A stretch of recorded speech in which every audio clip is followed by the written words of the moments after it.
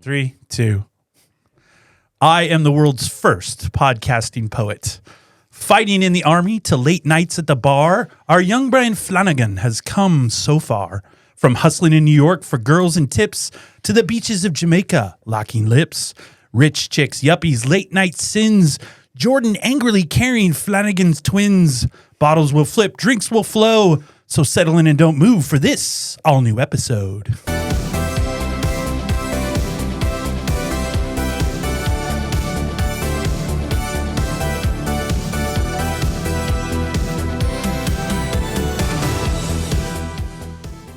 The bar is open, so welcome to Totally 80s and 90s Recall. This is a podcast where we'll take a look at everything the awesome decades the 1980s and 90s had to offer, from music and movies to television and pop culture. If you're new to this show, be excited that you found us because you're about to have an extremely rad time. And for all our returning listeners and subscribers, it's great to have you back. I am one of your hosts, David, joined as always by the man who actually invented the Flugelbinder. It is my good friend, Rob.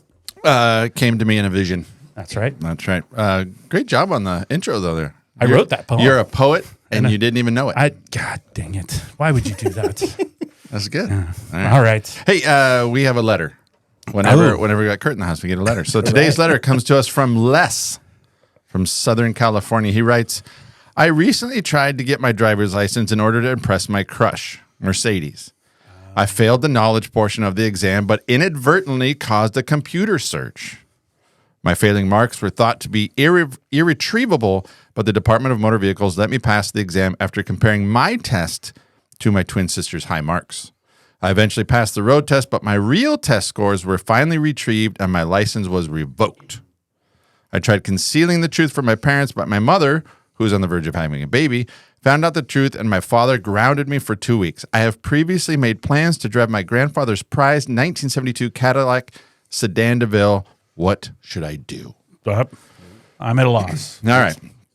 Well, Les, the Totally 80s and 90s Recall team reviewed your situation, and we will offer you the following advice. Number 1, you are only young once, so you're going to sneak away anyway for a joyride with Mercedes. Number 2, we acknowledge that this is a risky endeavor, and any number of things could happen. For example, Mercedes could get drunk, and she might pass out. It could happen. And you could accidentally cave in the hood of the car after you dance on it. Right? Number 3, what you're not going to do is panic, but if you do panic, you're going to go find your best friend and see if he can fix the dent in the car's hood, because he's good at that kind of stuff. Maybe. Maybe. Number 4, despite any snags you might encounter, we want to encourage you to continue the joyride along with your friends. Just keep going. Number 5, when in doubt, the 1972 Cadillac Sedan DeVille has a large trunk space and can conceal any evidence. This includes human bodies, alive or dead. Number 6, and at no time are you to reveal that you do not have your license. Number 7, Kip and the boys wanted to add some suggestions to the conversation. Oh, my goodness. So the first thing they said is learn to drive in reverse. You'll never know when that'll come in handy. Yep. And they also said when driving, always keep your head on a swivel. You never know when you might encounter a falling crane or falling steel girders. I hear it's coming. Less in the end, the Totally 80s 90s Recall team is confident that the night will end with a kiss and you'll win the girl. Yep, wow. and that's all good advice. Yeah. It is. Yeah. Very solid. I would also recommend for Les, whenever he's driving, practice driving with a cup of coffee right on the dash. Oh, yeah. Yeah. That's right. Be very careful. Yeah. You don't want to spill coffee in the car. That'll really test your skills. Big mess. Mm-hmm. Yeah, especially when you're parallel parking and all the other things you have to do. Yeah. So it's been a long time since I took a driving test, but I think you parallel park, right? All right. Well, solid hello. Not quite the poem I threw out there. No, that was good. You were unexpecting. You're not expecting that poem. I didn't expect that. You didn't know I was you. that literary, or did you? No. Well, I was reading some Shakespeare this last week and doing some other things. Yeah. That was right up there. Right up there. Yeah. I think I should probably put that out. That should be recorded and then people can listen to it. I don't think so. I think so. Maybe I should do a whole book of like my thoughts. Just randomly show up at a bar and start saying it. Oh yeah, why not? Yeah. I think it would work well. So, if you tuned into our last episode, we said at the end of it that our resident movie hound, you were close, really close. No applause for you this week. That's right. Would not be with us for this episode. However, more wrong we could not have been. He put his life priorities in order of importance, with number one, of course, being this podcast, and got himself into the studio today We're glad you came to your senses. Welcome back, Kurt. Oh, well, thank you very much. I'm very glad to be hanging out with the movie boys today. That's right. I'm sorry, but it was not me moving my schedule around just for you. Yes, you did. My daughter's schedule changed. I was like, hey, I got time open. You could have at we know least what let happened. us believe that. Yes. I Didn't even try to tell anybody that my schedule had changed, and David texted me and goes, "Oh, I heard you're going to be home now." That's correct. So Yeah. I was like, You're not getting a free weekend off. That does Now sound like something he would do. I get to talk about He's going to latch the onto movie. that. So, also on our last episode, we mentioned a possible special guest. And originally we were going to have the host of Bad Movies Rule on with us today, but he fell ill. He has fallen ill. He did fall ill, and he was unable to join us. So in the future, hopefully we'll get a chance to get him back on here. But hopefully he's back and healthy soon. Yeah, I was yes, gonna say, we wish that's him what the we all best. hope for. We wish him the best. Yes. But now that we're all in place, I know we are going to have an awesome time today, and I emphasize the word awesome. So Rob, why don't you tell everyone what we'll be covering that makes me so confident of the awesomeness? We are talking about 1988's classic movie. That's not a question mark. Classic It's a big question mark. exclamation point. Tom Cruise Juggernaut Cocktail. Juggernaut is accurate. All right. Yep. That's absolutely amazing use of words right there, actually, I would say. So how lucky are we to spend the next hour plus talking about alcohol, sex, and, as you said, Tom Cruise.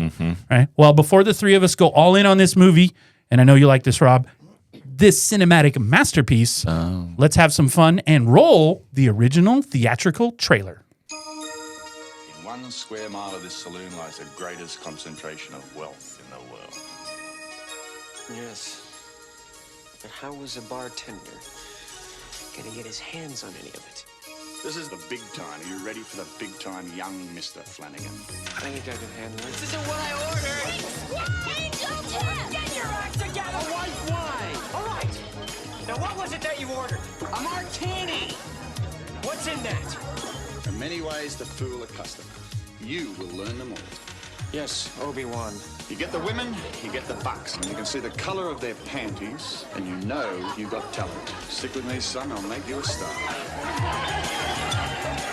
I want you guys working for me. This is a real opportunity. Jet set bartenders, eh? The Caribbean Jamaica man. Can I buy you a drink? My rum specialties, perhaps? Bartender with a line for everything. The bartender. Now, he's about to be swept off his feet Wish we could stay here forever. by the one thing he didn't expect. Don't tell me Brian Flanagan is in love.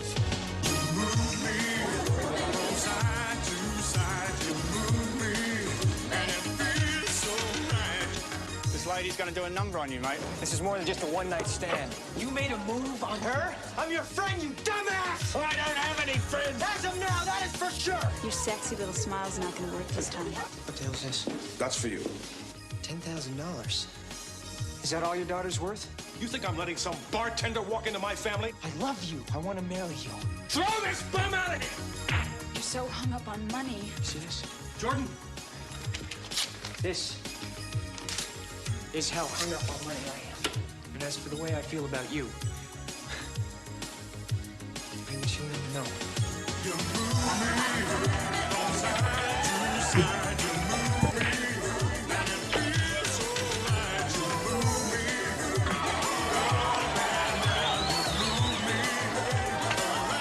Tom Cruise. Cocktail.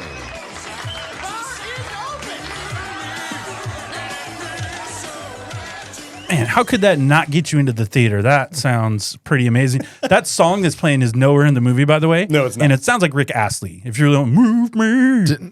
It is. It's on the soundtrack? Well, no, but No, I believe it is Rick Astley. I believe it's Rick Astley. Yeah, move me. We just got my Rick notes. It sounds like him. I didn't research that part. It just what I hear sounds like Rick Astley. It So made me move. I like Oh, it. maybe not. And it's not in the movie. Move me. All right. So, well, anyway. I wanna know now. Great. I love that trailer. It's good. Gets me pumped up. I was already pumped up. Now I'm more pumped. So, well, we'll start real quick. That gets you pumped That's up. more pumped. Yes. All right. When you're getting ready for the week. Get ready for the week. You just pop in a cocktail trailer. Move me. Gets me going every good. time. So, all right, you two, what do you remember about this movie? When I ask you that question, think of it as seeing it the first time. I don't need your whole opinion on what you think of it now. I just wonder when the first time you watched it, what you remembered about it before we did our re-research for the pod. Let's see here. I remember Kelly in the bikini. Oh, nice. Very nice. Trying to act like Pocahontas. Everybody wants to look at her. Very nice. Yep. Wait. Very nice. I've confirmed. Oh, It is Rick Astley. Rick Astley. Yep. Yeah. The title of the song is "You Move Me." I mean, I got that part. Yep. In case anybody was not it was unclear Sure of what the song was. as to the. So good. All right. Yeah, I basically just remember it because of the ladies as an impressionable youth. Yes. Yes. Yes. It was at that time. It is good. What about you, Rob? Gosh, to be quite honest, I don't remember a lot about the movie. Ooh. But I had the cassette soundtrack. Yeah, I had the soundtrack too. But I don't remember why I had it. I don't know why. We've discussed this on a previous podcast. My parents bought it for me. I remember. Yeah. I think it was either a Christmas present or something. Christmas. But I don't remember the movie. So the music to me was the first thing I knew about this movie. So your remembrance is the movie. So now we've gone and watched the movie, and now we're going to break it down. So now we'll know how Rob really feels about it. Yeah. We don't. I think we almost take this as your first time watching situation. Almost, because I think you didn't have probably a lot the of last memories. time I'd watched it was probably when I was in who'd you- '88. Who'd you watch it with? Probably my family. Who'd you watch it with now? Oh, by myself. No, I didn't watched watch it with the wife? So my wife checked in a couple times as I okay. was watching it, and then to my surprise, she was quoting it as we were watching it. So she knows Very it well. quotable. Yeah, That she is knows different it. than my wife. I tried to go watch it in the same room as her. She went ahead and left and went to read a book. No, my wife likes this movie. My She likes it. wife hates this movie, but watched the whole thing with me, and my 17-year-old son also, for the first time in his life, How'd he feel about watched the whole movie. I actually have something about that later, so we'll okay. go over that later in the show. I think So, you'll be surprised at my reaction. I don't think I'm going to be surprised. I think I'm totally expecting what your reaction is going to be. So all the movies we've done up to this point have pretty much been slam dunk. We like the movies, no matter what. This is the first one we picked where I thought there could be some dissension, but we'll let you find the positive. And if you, I don't know how you'd find negative, but if you were able to, you can go ahead and bring those out during the show, Rob. You got ample opportunity to throw some of that stuff in there. So, all right, well, let's mix. That's a word. Let's mix up a red eye and drink our weight in daiquiris as we take a look back at perhaps the greatest movie about bartending and other random stuff. Let's head to New York for a stiff cocktail.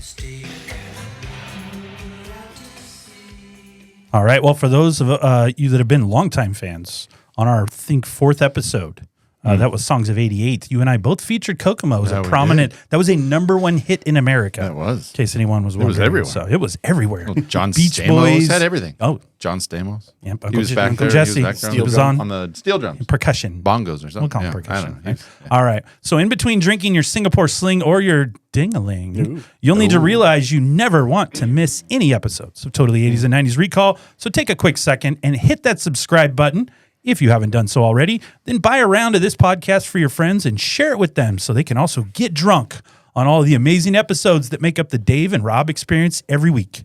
Just like any great bar, we love our regulars, but always want to see new customers. Nice. No. I like it. That's good.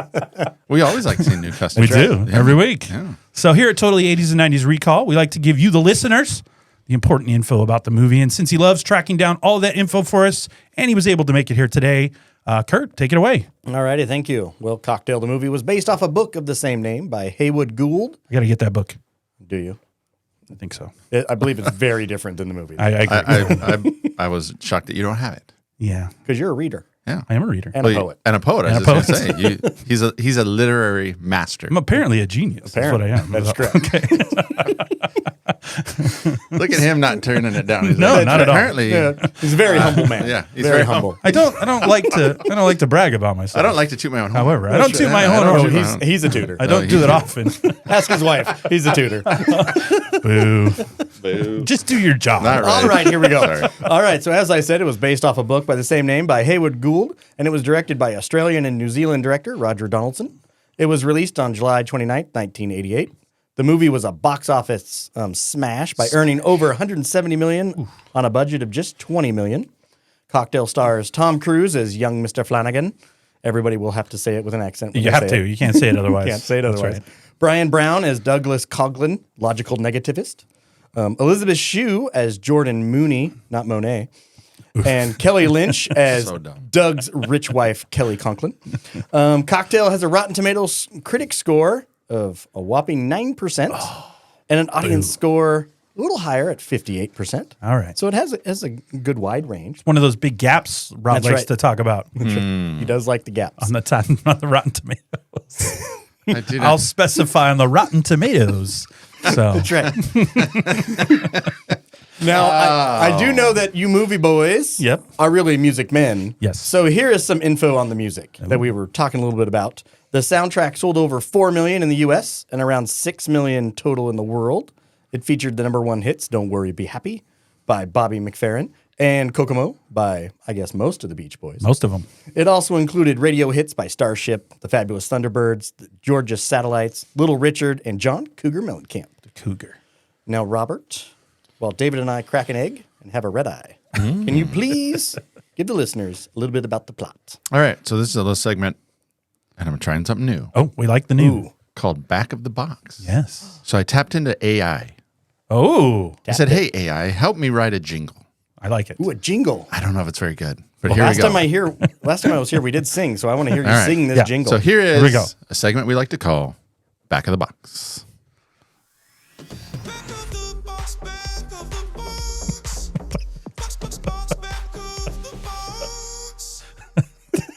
How do you think AI did? That is good. Pretty good, actually. That's pretty good. I kind of like Yeah. it. I just said, hey, AI, I need a song that says something about Back of the Box. And that's what they gave me. Is that you singing?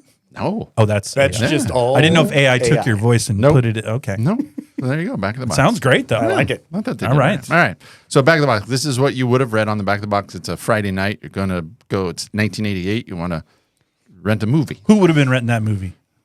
Ooh, The movie boys. no. The movie boys. That's who'd have been renting that Yeah. movie. Yeah. Walk to The movie Blockbuster boy. with your flashlights. That's right.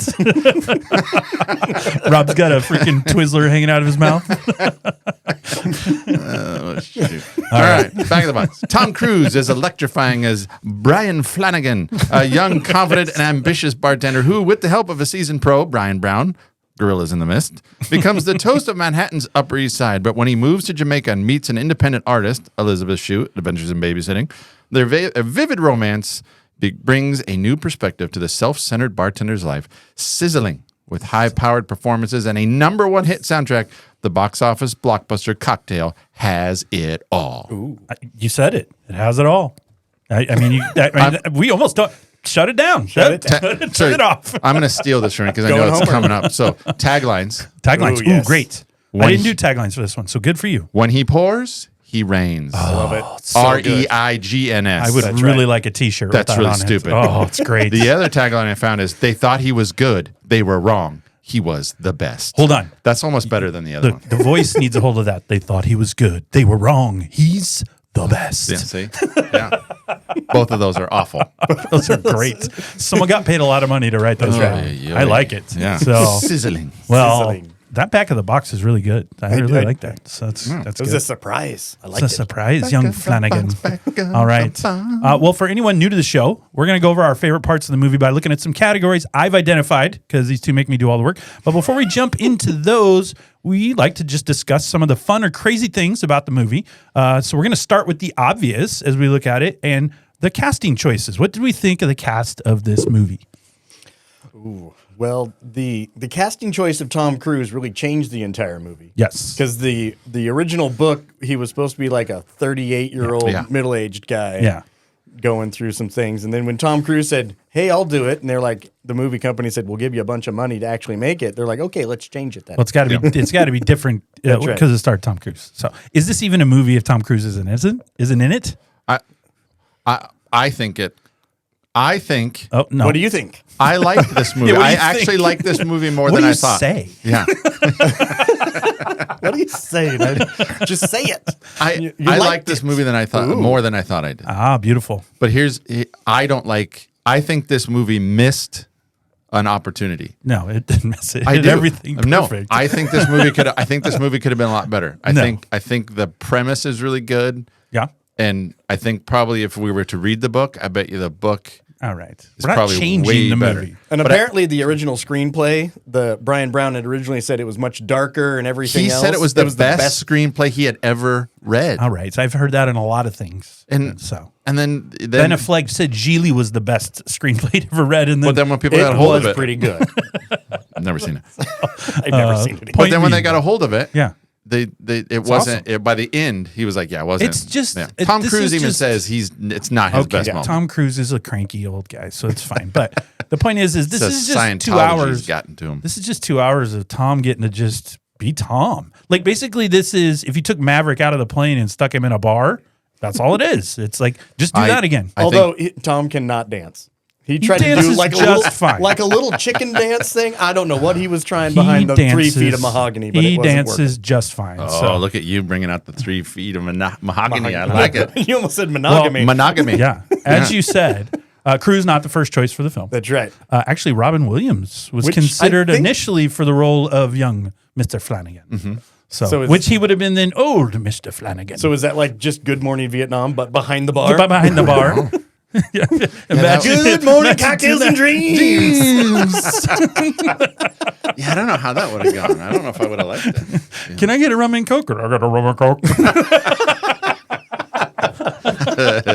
He'd be back there doing all his voices. So that's good. Yeah, but Robin Williams would be good. I also saw Jack Nicholson, Dustin Hoffman, Michael Caine, and Dudley Moore all considered for Doug Coughlin. Actually, Caine and Moore offered the role. Both turned him down because Caine had to film Dirty Rotten Scoundrels. Good choice. Michael Caine. Moore had to film Arthur 2 on the Rocks. Yeah. Bad choice.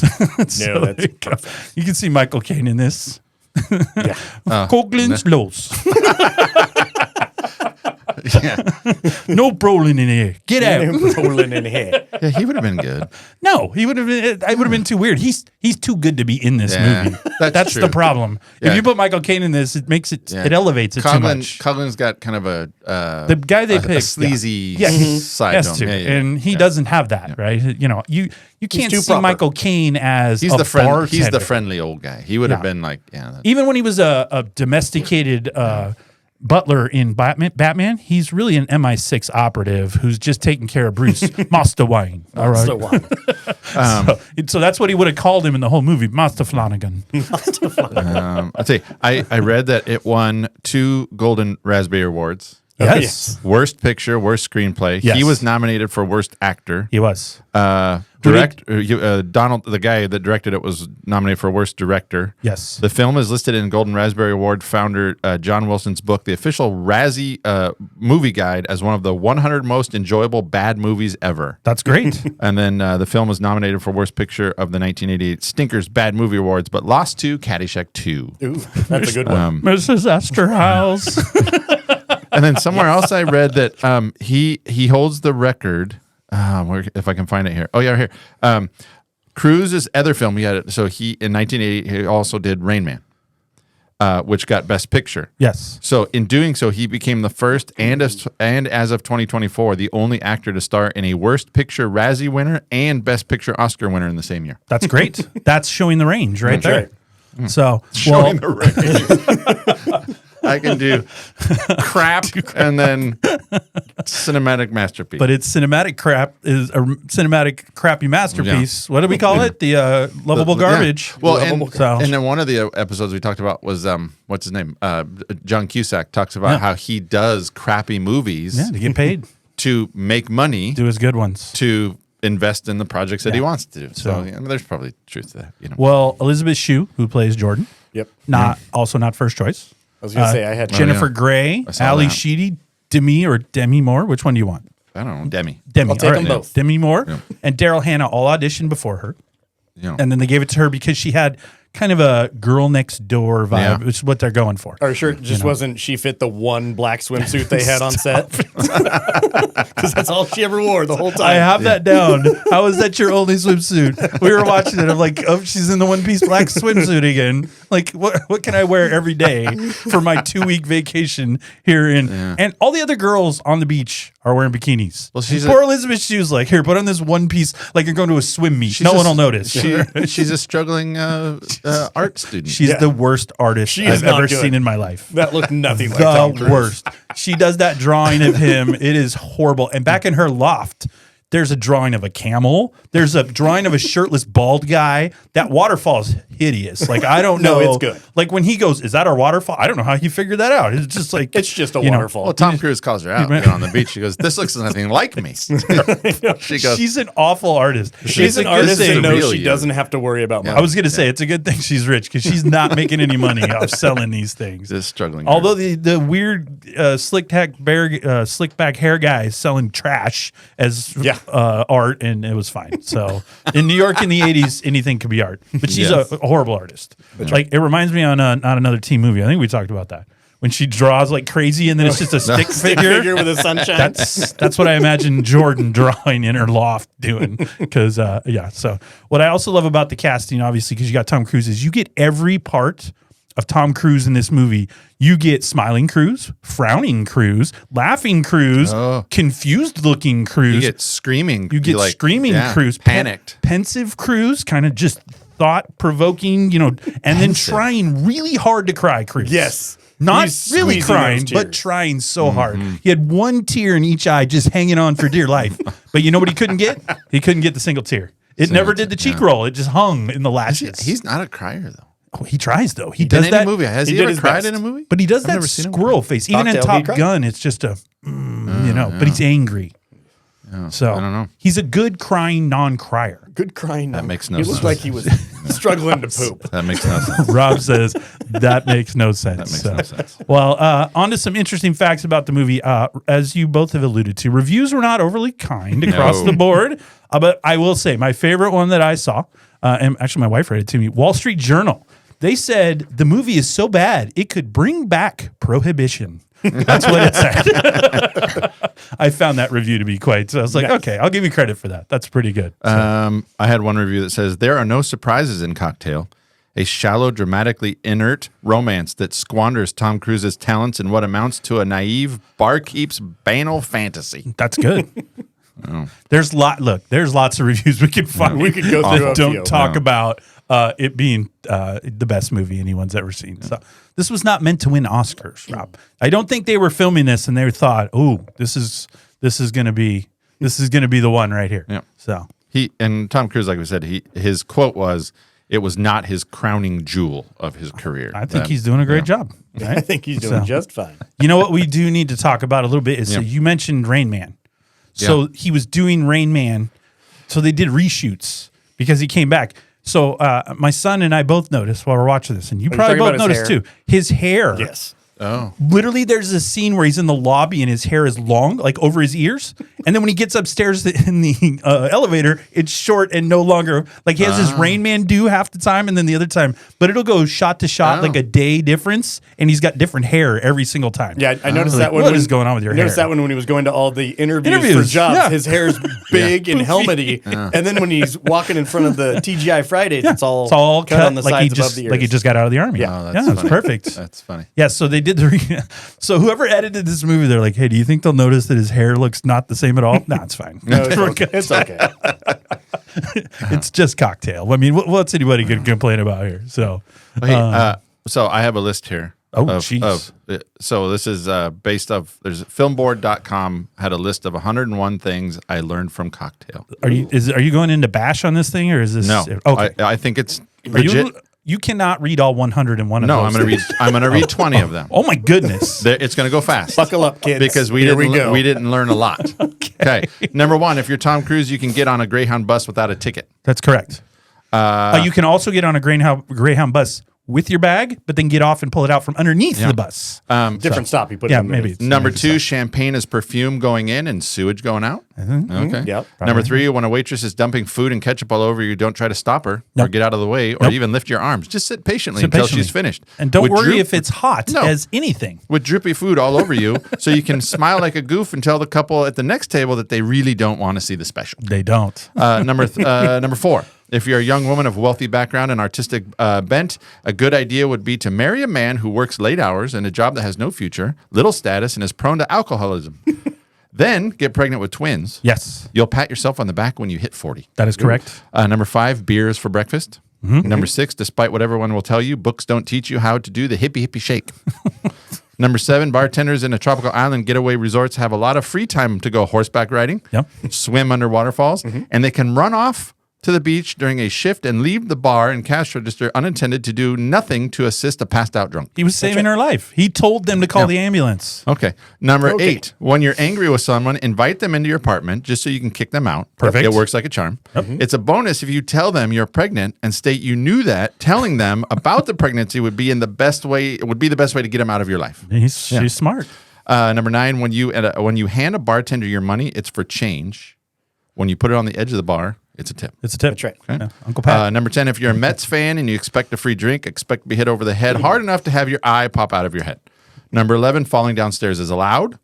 Number 12, all things end badly, otherwise they wouldn't end. I like that one. Whatever. Number 13, the guy who invented the Pfluger binder Yes. is rich. Yep.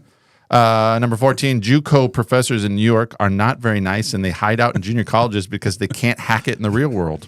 And have great mustaches. Yes. Number 15, Big chins. neon signs apparently go blink, blink, blinkety blink. Yes. Okay.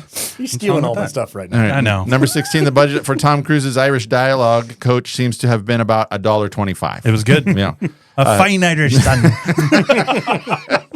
Number 17, after you kill yourself on a boat, your funeral will take place straight away before most people know you're dead. Yeah. Number 18, 70-30 is a partner who knows his place. Number 18, if you ever come across your best friend laying in a pool of blood, what you're going to want to do is immerse your hands in the blood. Being the And only then- other person on the boat. Yes. And then hold them up to your face. And then you're going to want to go, Oh, and by then the way, scream for help. Oh, then by the way, you're getting arrested immediately because your alibi is I took his wife home. That's right. That is the worst alibi in the world. And then they're going to go, oh, so you were cheating with his wife? No, I didn't do anything. But didn't you fight earlier because he cheated with your girlfriend? Yeah, he's in jail immediately. I mean, I did kiss her, but You're that's- covered yeah. in blood. You took his wife home. Your alibi's bad. That's right. You're in jail, Flanagan. And then number 20, if you want to know real hatred, give somebody crabs. Oh, yes. Oh, yeah. There you go. Those are 20 things we learned the from itchies. Cocktail. Well, I have a couple things I noticed from the movie, and you're gonna have to. He got his 20. I get to stick with me, and then we'll come to you. So I've got a couple. So when they're in Jamaica, and I'm not the first person to notice this. I'm sure other podcasts have pulled this little nugget out of the sky. But Home Alone universe. I think Kurt and I talked about this. So the actor Gary Barman, he plays Uncle Frank in Home Alone, who everyone hates. Look what you did, you little jerk. yeah. That guy. Yeah. He walks up to the bar, right, when you get to Jamaica, Yeah. right? And he says, the brochure promised me a drink on the house, pal. And he goes, get me one of those pink things. That's Uncle Frank. So you know what the reality is? The McAllisters are probably on one of their annual vacations somewhere out there on the beach. Kevin and them are running around. Uncle Frank's up here trying to get more free stuff because Uncle Frank's stealing things off airplanes, getting free drinks. Look at you. So that's Uncle Frank. That's one. Okay. All right. Two, the dad who plays Brandon and Brenda Walsh's, the actor who plays their dad James on Beverly Hills.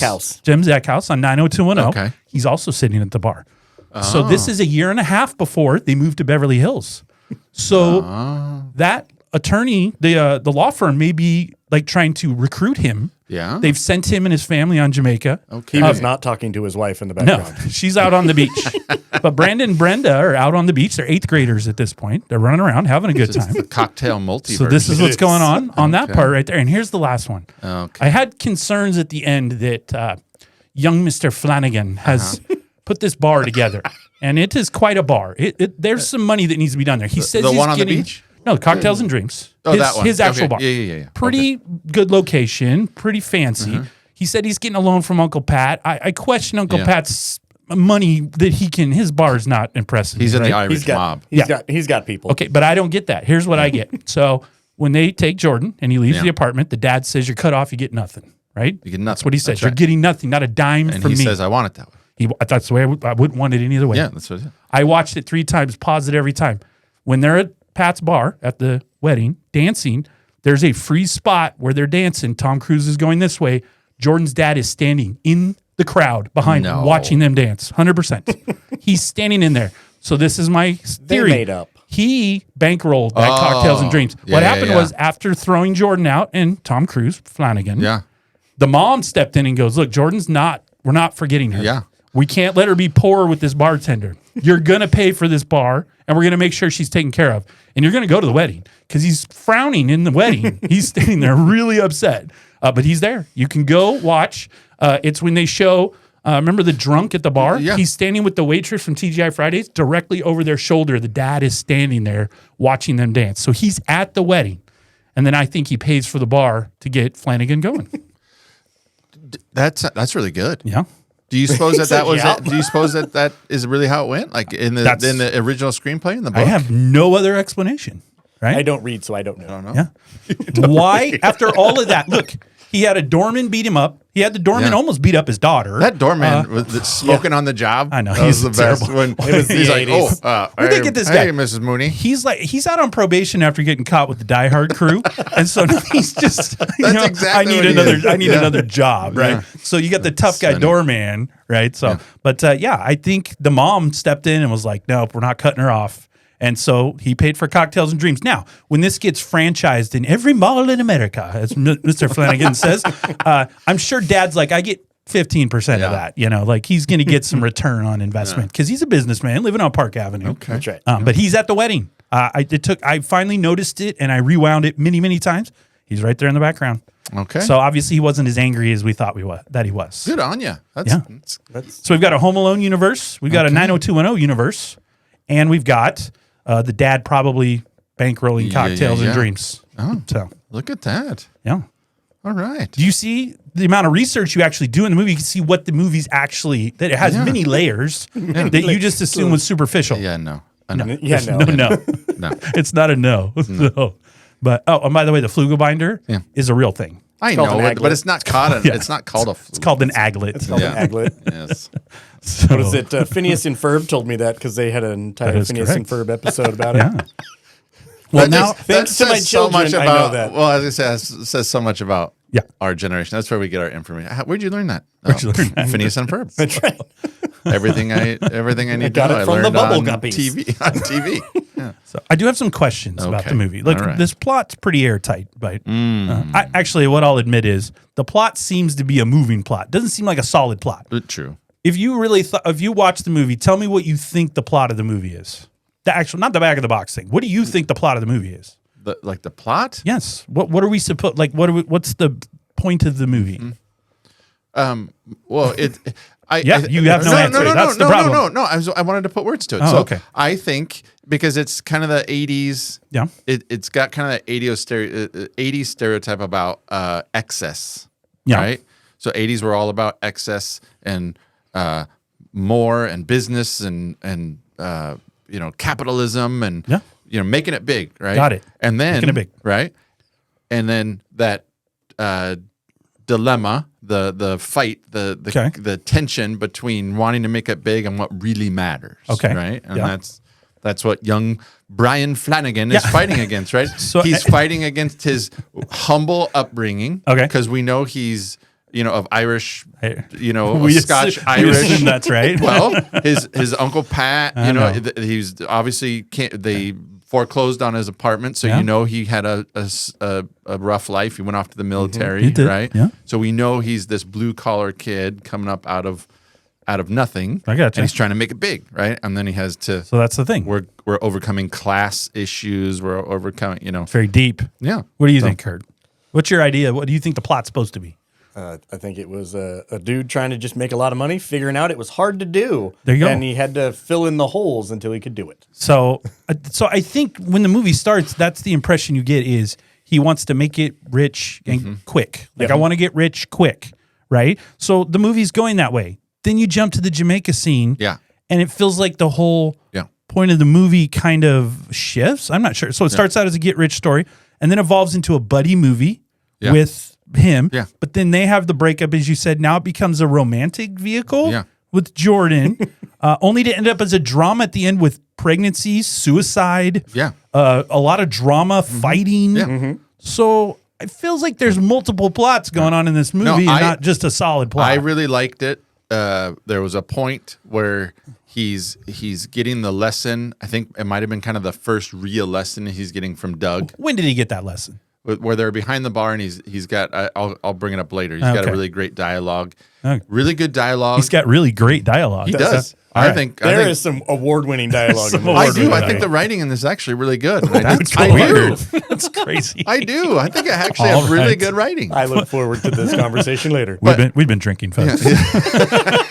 Usually it's just Rob, but today it's all of us. Apparently, we're all drinking. I had a kamikaze and a Ding-a-ling. Sing more, slinging the ding-a-ling. No, but there's a point where like I liked it, and I liked it, and then about the Jamaica when that whole thing happens, then for me it kind of falls apart. I think when Doug dies, Flanagan's reading that letter, and he's supposed to learn this like money isn't everything lesson, right? Like do what makes you happy or whatever that letter is supposed to be telling you, right? Only to then find out Jordan's rich. Yeah. He still gets to open a bar. He's going to put it in every mall in America. So I don't think he actually learned any lessons. He got to be a jerk, cheat on her, treat everybody really poorly, and he still got the bar he wanted, got to get married, everything worked out. Yeah, and I think it hits all the Explain that. 80s. But he learned a lesson. But he didn't. I think he learned no lessons. But I because think- even the part where he's like, I don't care about your dad's money, only do I think have the dad bankroll the bar after all. So, But I think that goes back to that. I think it really hits all those 80s tropes about capitalism and making it and, kind of the misogynistic times that were the 80s. There's so many misogynistic comments in this movie about women and, but it doesn't matter because we made it. we did it. Right? We did it at the expense of this poor girl. Now she's pregnant with twins, which is She's fine. and the marriage is going to fail. Look, she's we know it. She's 6 months pregnant in a bar at 10 o'clock at night that's all covered in smoke. I'll just hang out here all night. right. He doesn't change. When my He's wife not changing. When my It's wife funny was you- 6 months pregnant, she was not in. In fact, we were in Las Vegas when Kurt's wife. Oh, yeah. was She very was having pregnant. a good time. She was not going anywhere. Like she was back in the room at 8 o'clock, 7 o'clock at night. Kurt and I are just wandering the streets of Vegas on our own. and he's in it. He's trying to get into an industry that is historically late nights. You're trying to start a business. That's not good. You can't start a family. What dad is he? Yeah, No, what? it's not going to work. It's But- funny that you brought that up because I was reading an article and it was about the writer was talking about how he had began to work on a sequel, and it was how 20 to 30 years later, of course, he's estranged from his wife, doesn't talk to his Divorced. kids and everything else, and how now he's going to learn a new lesson to come back to them. He's Uncle Pat 30 years later. I was It's just going the to say same that thing. he's gonna where that sequel starts is him running Uncle Pat's bar. No, 'cause He'll everything still fell be- apart. No, and- he'll be in Cocktails and Dreams. It's just now going to look like Like Uncle Uncle Pat's Pat. bar. Yes. It's going to be all run down. Like the neon sign doesn't turn on all the way now. Only half of it. It's just going to be all crazy. It's not going to So- blinkety blink anymore. Yeah, no more blinkety blinks. Blinkety blink. All right. So my last thing I want to jab at a little on this movie is so they're at the beginning in this TGI Fridays, which by the way seems to be the most popular bar in Manhattan. Yeah. I didn't know TGI Fridays had it like that in the 80s, but it is on fire. Like there are more people in there than I've ever seen in a TGI Fridays in my life. I noticed so- also apartments upstairs. Apartments Who wants to live upstairs. above that TGI Fridays? Well, they're having fun down there. So, but these two are serving drinks.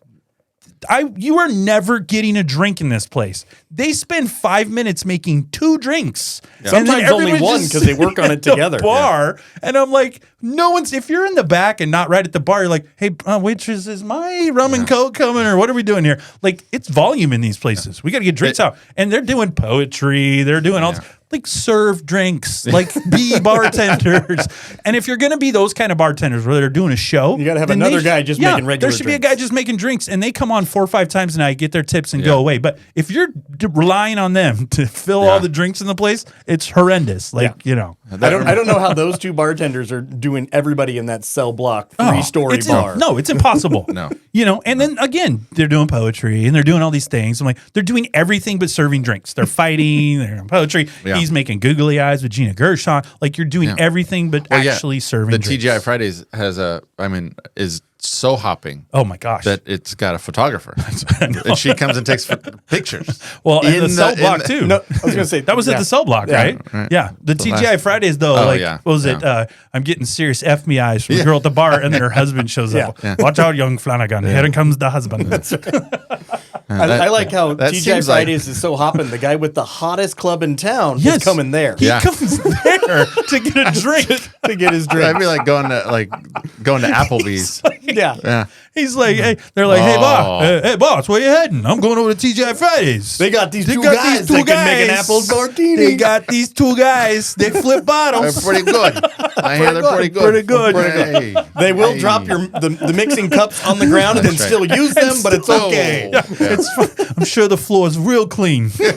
I mean, he only has to wring his socks out at night. Just It's a couple okay. so times. gross. That's right. So, That was I gotta go scout these two dudes. over at TGI I want Fridays. you guys working for me. Do you think that's a contract involved, or just like you just show up and now you put on the prison shirt and now you're just working there? Yeah. That bar is not set up well either. The 4 tiers. Yeah, of- it's not good. Like if you come in and you end up at the top, how do you get to the bar? Is there people? It seems They're 20 pieces of flair. crazy. Especially when people keep stopping on the stairs to sing, to yell out poetry. Yeah, the world's I'm never getting to the bar. first yuppie poet. Yeah. I like It the reminds poetry. me of when we were in college and we'd the go poetry. to Pounders. Oh, yes. Ooh. I remember Pounders being that way. It was so packed. It was such a tight little place. Try to get that in. You'd have to order a couple drinks. Yeah.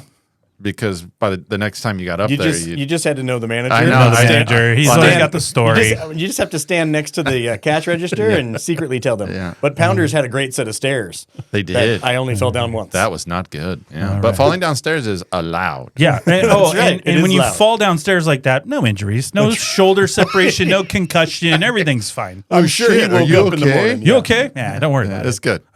I fall down regularly. You can't puke in public or pass out, but you can fall Oh, downstairs. yeah. It's fine. I did want to ask you, Rob, Yeah. a little, evaluation on Tom Cruise's jump shot. Were you Yeah. happy with that jump shot? Yeah, it was pretty good. Looked like a Uh, two-handed shot sometimes. Yeah. Yeah. And he was well, and he was making it. The which- one behind his head where he just tossed it in. I'm trying to figure out when they turned around and were shooting behind him and he was making Was them, it was him? it actually I him? don't know. I tried to look it up and couldn't find Couldn't it. find it. I like their He little got that scrub from the internet. He No, did. I was shooting it. Yeah, I like their little the basketball tossing it back and forth. Yeah. A little harder each A time. little harder. It's not a one-night stand. Yeah. It's building that drama you were talking about. So, all right. Well, we're ready to jump in and check out our favorite parts of the movies of this movie. It won't be multiple movies. It'll just be the cocktail. Just the one this time. So let's head on over to our categories. It was. I think I preempted it. Or he preempted it. it was- He didn't do good. It was a little bit. Here, try again.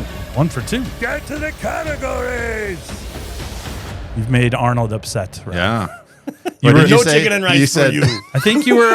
I think you were pitching No. a perfect game here. No chicken and rice for you. Yeah, you were pitching That's a perfect right. game. Nope, not So- anymore. Nope. That's it. So, That sucks. all right. Well, we're gonna. That's okay. Despite the sucking of that Yeah. part, we're gonna jump into category 1. Category It's always our category 1. It is our favorite quote of the movie. Quote, or if you have a little dialogue, that's okay. Maybe not 20 things, Rob, but a dialogue. We'll start this out with Kurt. What do you got, Kurt? Good. Mine's going to be short and sweet. Ooh, good one. It's the one I usually say. Ooh. It's just, sweetheart, come hither. Yes. I just like the So hither. my wife hates the movie, and as soon as that happened, she did it. She's like, "Come hither." Everybody knows that part. And what's funny is because I say that, and I think maybe that's where I got it from. I just didn't put them together. in It's a there. subliminal message in your that's head. all the time. So, all right, Rob, what do you got? Well, earlier we were talking about I think Doug Oh. Coughlin had some of the best. He had the best dialogue in the movie. I got you. And He did. But one of my favorites is when he's interviewing Mr. Young Brian Flanagan. There you go. Yeah, you have to say it right. He asked him, he says, have you ever throw a 400-pound psychopath out of a bar? Brian says, guess I could if I had to. Doug comes back with, what about a 100-pound ballerina who's been speeding for 3 days? Brian replies, just open the door and let her pirouette out into the street. And Doug said, these are some of the tasks you will be asked to perform, young Flanagan. Yeah. When you say speeding for 3 days, we're I'm talking about assuming, drugs. yeah, I'm going to assume Yes. that means the white lines. Gotcha. Ooh. Well, my favorite quote, that's a good one. My Yeah, I favorite like quote that. also involves Brian and Doug. So it's a little short dialogue. So Brian says, you're offering me a job, Doug, with a simple uh-huh. The waitresses hate me. You wait till you've given them crabs. Then you'll really know hatred. I love it. I laugh every time. It's gross, but it still makes me laugh. Another dialogue that I do like that I think it's worth saying is Doug says after one of their shifts, he says, "The name of the game is women. The little darlings come in here panting, their little hearts a pitter panting for their handsome, all-knowing bartender, and in their wake, a parade of slobbering geeks with one hand on their crotches and the other on their wallets. You get the women, you get the bucks. And boy, oh boy, you've got them. Buttons were popping, skirts were raising. When you can see the color of their panties, then you know you've got talent. Yeah. Stick with me, son, and I'll make you a star." I know you're reading dialogue, but I don't like how you say panties. Yeah. Panties. It's rough. And your Australian accent needs work. It needs a little work. A lot. It needs a little work. But again, good writing. This movie actually has good writing in it. It does. Your Australian accent tends to fade into that Irish accent a little. I do like when he's trying to go for the jobs. Oh, yeah. And it's like, well, your resume is completely inadequate. I'm willing to start at the bottom. You're aiming too high. You're aiming too high. I'll do anything. You don't have any experience. You don't have any I need a job. We value education. We require a degree. You should go to college. You should go to college. I question that college too. You think it's a JUCO? It looked pretty fancy for a JUCO. I'd look like NYU. Yeah, he at one point says, "I'm going to NYU." He says the junior college that he's going to. So yeah, because it's interesting because when he's in the registration line, it looks like a fancy. It looks pretty nice. But when he's talking to Doug later, he says, "Oh, by the way, I'm going." Well, then that might and you can see the skyline out the window. Yeah. So I had a question. I had a question about he's studying at the bar.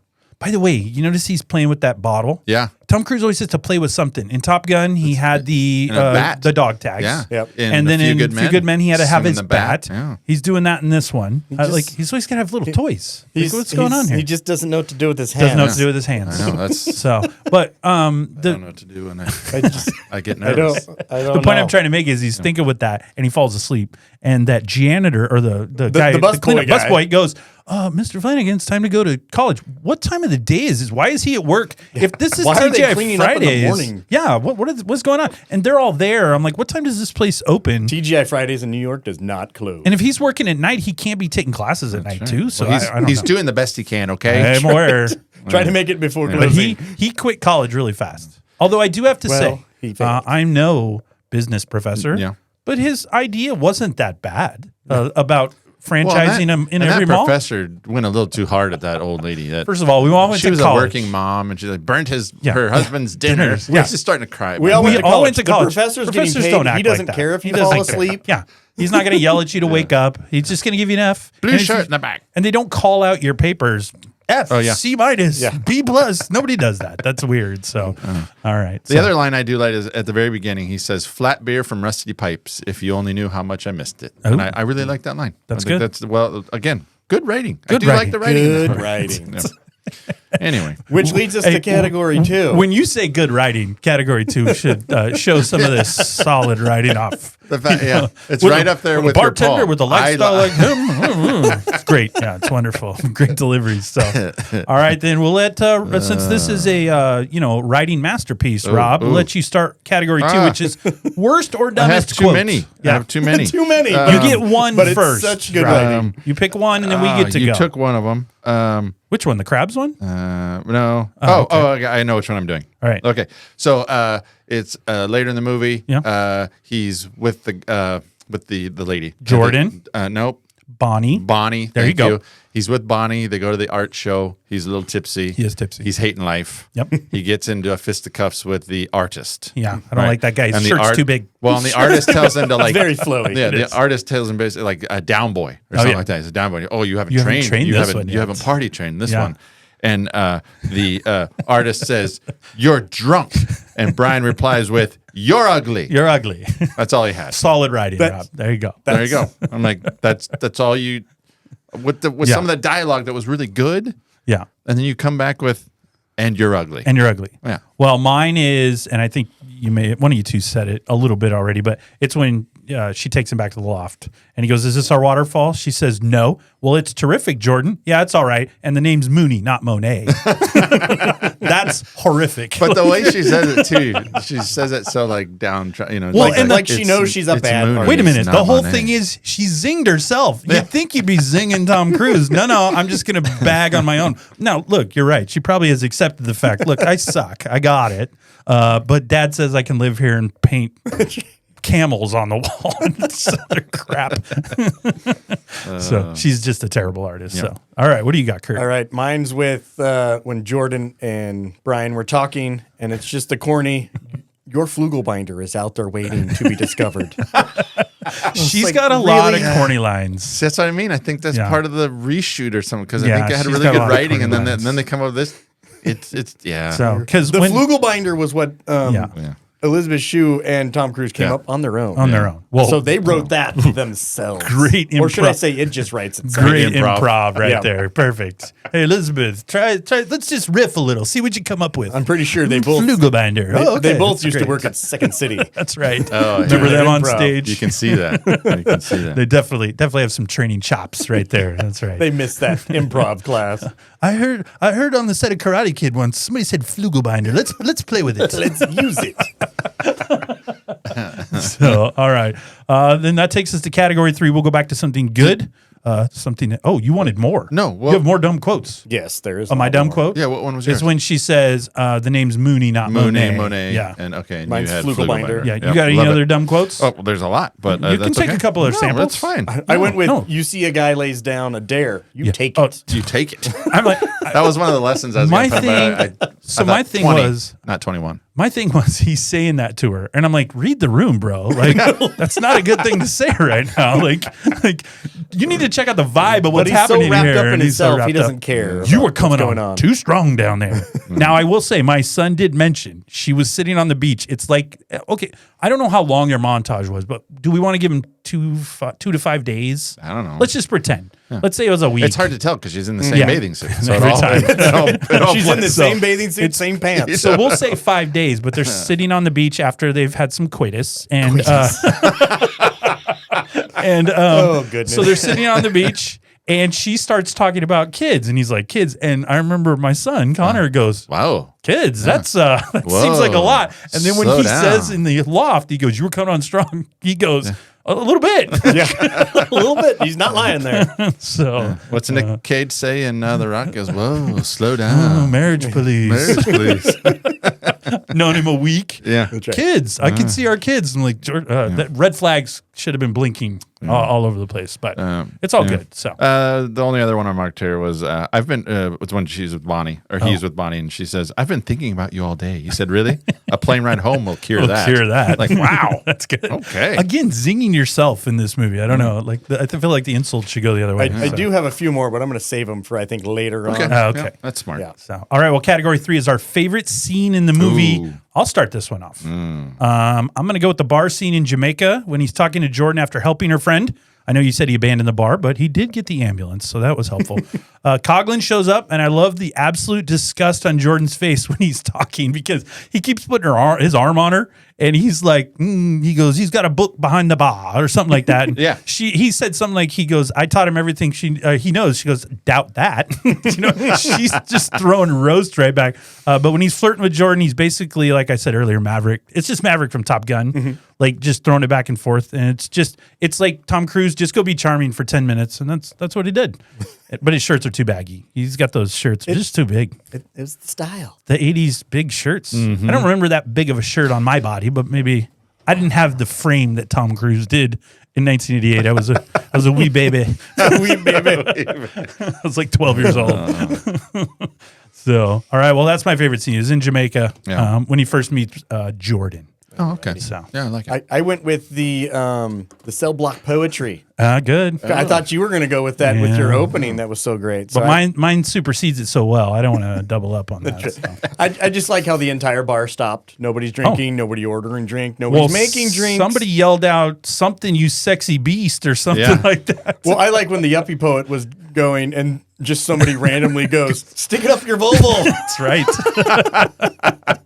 But you're right. The whole place drops silent. There's no music playing, nothing. And I don't know what's going on in the late 80s where everyone's going to a bar to hear poetry. And I got to tell you, him rhyming snazzy with kamikaze, a little bit of a stretch there. He needs to change the vocalization of how to say it. He was Eminem before Eminem. Okay. Dude. I think he's more. He was more like an Eminem. I was about to say, I think he's more Snow than he is like. He's definitely an informer. Definitely an informer. He's more Snow than Eminem, I would think. So, Yeah. All right, Rob, what's your favorite scene? My favorite scene is the opening scene where he's come back to the bar and the dialogue between him and Uncle Pat. We learn a lot. You know, we learn that the apartment's been repossessed. He offered him a place to work at where his dad used to work, so we learned that his dad was a blue collar guy. Yeah. You kind of pick up that he had this blue collar upbringing, which I kind of relate to. Not that after that I don't relate to anything that young Flanagan experienced. But then he had two quotes in that whole dialogue. He says, "Every man wakes up one fine morning with a wife and kids. Where'd they come from? They weren't there last time I looked. That's because most things in life, good and bad, just kind of happen to you." Good and bad, he says. And then later in that same conversation, he says on how to succeed in business, he said, "You outwork, outthink, outscheme, outmaneuver. You make no friends. You trust nobody. And you make damn sure you're the smartest guy in the room whenever the subject of money comes up." That's it. Bar's closed. Bar's closed. But then at the end of that scene, he goes, "Oh, no, I'm going to learn to make it." And he goes, "I think I'll try the city first." And Pat says, "Well, here, you're going to need to do it in style." And he gives him $10. $10. And Brian Flanagan says, "Oh, $10, Uncle Pat. Why don't you buy Eddie a binge on me?" And Eddie tries to take the money, but Uncle Pat grabs it really quick and he slams his glass on top of it. Yeah. Gotta be and faster. Brian says, "Hey, you got to be quicker than that, man." And I think that was a little foreshadowing of in that you gotcha. have to be fast. Gotta You got to be be fast. quick. You got to be, and that's what Uncle Pat was trying to teach him, was that. I think Uncle Pat's a little sketch, first of all, because absolutely. later Nothing when wrong he with comes Uncle back, Pat. later when he comes back and he says, "I got her pregnant," shouldn't want nothing from you. Forget Yeah, about it. see? Don't Forget worry about her. it. Unless you love her. Leave her on the side of the He's road. It he's doesn't matter. He's a wise guy. I know he is. He's absolutely. He's at least got ties. oh, he's absolutely. He's got time. He's a friend of ours. yeah. It's a friend of a friend. Kid. He's a friend of a friend. They're washing money in the back. All right. Well, we'll go to category 4, the opposite of what we just did, and we're gonna do worst scene, and we'll let you start off with that, Kurt. Alrighty, so I went with a not needed scene. I just went with the art show scene. What? You gotta have the art show. He's got to break up with Bonnie. Yep. Yes, but he had already moved out of the apartment earlier in the day. He left his spam note. Leave a note or just say, "Hey, Bonnie, I'm moving out. It's not working." I know. No. You don't need an entire scene Yeah. where you get punched in the face and then she slaps you, and it's not doing anything for the actual movie I itself. know, but there needs to be a little drama with Bonnie, right? Does there? I could There could have been actually, in the morning when he wasn't getting an interview and just saying, "It's not working out. I'm sorry." "No, Brian." And then I you could just make leave. you can make an argument that the entire Bonnie storyline doesn't need to be in the movie whatsoever. Well, he could he have had just to kept because he cheat. could have just kept working. Well, you have the cheat. You could have had the cheating, but the whole flying back with her to New York, none of that storyline was necessary. You just have the cheat. Jordan goes back. You end up going back. You meet up with Jordan. You don't need to have They the needed Bonnie a parts. reason for him to go back. Yeah, to go back to see Although- Jordan. And he was although- going back to see Doug. I was going to say, although his reason to go back originally in his plan was to work Yeah. down in Yeah. the Bahamas, then come back and work in New York. Yeah. So, and then I he don't was going to go know. be the youngest sales manager in the business. Whatever that business is. I think I think you needed that scene though, or you needed that relationship to show you how desperate he was to make it.